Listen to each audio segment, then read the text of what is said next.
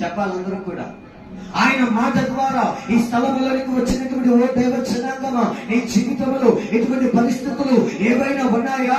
అటువంటి పరిస్థితులను బట్టి నీ మనస్సు గాయపరచబడి ఉన్నదా? నీ గుండె గాయపరచబడి ఉన్నదా? గాయపరచబడినటువంటి గుండెని బట్టి లోపల నీవు నలిగిపోతూ ఉన్నావా? బలహీనమవుతూ ఉన్నావా? కృంగిపోతూ ఉన్నావా?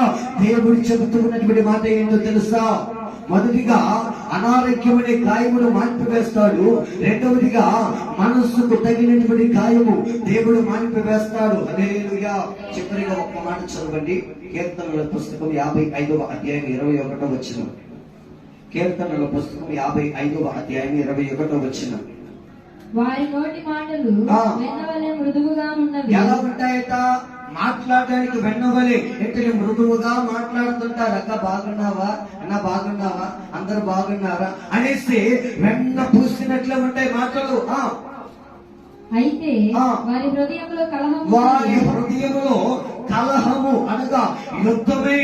ఎలా ఉన్నది ఏంటంటే, పైకి మంచిగా ఉన్నట్లే నటిస్తారు, పైకి మంచిగా మాట్లాడుతూ ఉన్నట్లు నటిస్తారు, పైకి అందరి దృష్టిలో ఇంకొక ఫలానా వారు మంచివారండి అనేసి అనుకుంటారని మాట్లాడుతూ ఉంటారు. కానీ వారి హృదయం ఎలా ఉన్నది?